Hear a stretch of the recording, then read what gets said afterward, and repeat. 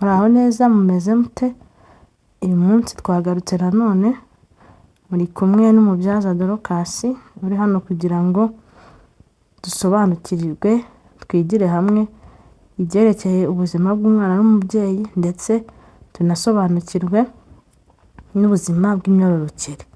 Uyu munsi tugiye kuganira ku cyo wakora igihe umaze gukora imibonano mpuzabitsina idakingiye, waba uri umukobwa waba uri umugore udashaka gutwita cyangwa se ushaka kwirinda inda itateganyijwe.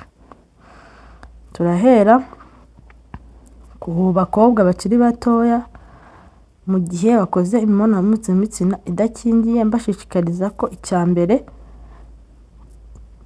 ni ukwifata, ariko mu gihe byakunaniye ugakora imibonano mpuzabitsina, hari serivisi zashyizweho cyangwa se zizewe wakoresha kugira ngo udatwara inda utateganyijwe. Hari ibinini bifatwa mu masaha 72. Ubwo iyo tuvuze amasaha 72 ni iminsi 3 umaze gukora imibonano mpuzabitsina idakingiye. Ibyo binini biba kwa muganga cyangwa se muri farumasi bitewe n'aho uri hafi. Rero iyo umaze gukora imibonano mpuzabitsina, icya mbere ugomba kumenya, ese ndi mu gihe cy'uburumbuke cyangwa ndi muri ovulation? Ese ukwezi kwanjye nzi igihe cy'uburumbuke? Ibibazo byinshi nagiye mbona muri comment abantu bambaza ni ukumbaza, ese ko nagiye mu mihango iyi tariki nkaba nakoze iyi mibonano iki tariki nasama?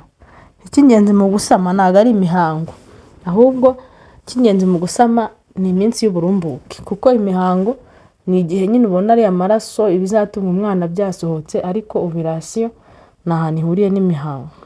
Ovulation cyangwa uburumbuke twarabikoze mu biganiro byacu byabanje, kumenya kubibara mu gihe ufite ukwezi guhindagurika cyangwa se ufite ukwezi kudahindagurika, ukamenya muri ino minsi n'iyi ngiyi nasama. Dufatiye ku rugero rw'ukwezi kudahindagurika, niba urugero ufite ukwezi kw'iminsi 28, ibyo bintu kugira ngo ubimenye ugomba kubara nibura amezi 6 ujya mu mihango, uhereye ku munsi wa mbere imihango yaziye ukagarukira ku ndi munsi imihango yabonekeye y'ukwezi gukurikiyeho.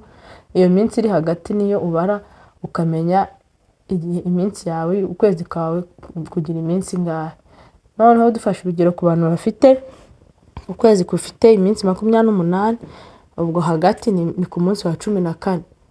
Ni ukuvuga ngo imbere haba hari iminsi, mbere ya ovulation kuri uwo munsi wa 14 uhasiga iminsi 5, n'inyuma kuri wa munsi wa 14 naho ukasiga iminsi 5. Iyo minsi niyo twita iy'uburumbuke ushobora gusama. Rero niba ukoze imibonano mpuzabitsina muri icyo gihe cyawe cy'uburumbuke wabaze, ukamenya hari ibyo ushobora gukoresha. Nabivuze nk'ibinini bifatwa nyuma y'amasaha 72 ukoze imibonano mpuzabitsina. Biri mu moko atandukanye biterwa n'aho ugiye n'aho biri. Ikindi ushobora gukoresha icyo twita withdrawal method, nubwo itizewe. Ni igihe umugabo agiye kurangiza agakora igitsina cye mu cy'umugore, ibyo bita kwiyakana. Ariko ibingibi uzasanga bikoreshwa cyane n'abagabo, aribo babishaka nyine, ariwe ushaka gukoresha ubwo buryo nibwo abikora bigakunda, kuko hari igihe yibwira ko yasohoreye hanze ugasanga hari ibyagiyemo ukasama. Ubundi buryo ni uburyo bwo gushyiramo diyu. Diyu ni agapira kashyirwa mu nkondo y'umura, n'iyo intangangore yaba yamaze guhura n'intangangabo agashyiramo n'ubundi muri ya masaha 72, gatuma ya ntangangore n'intangangabo byahuye bitabasha kuba muri nyababyeyi, gatuma zivamo. Icyo gakora gatuma ya ntangangore na ya ntangangabo byahuye bitabasha kuba muri nyababyeyi, bigasohoka mu myanda ntusame.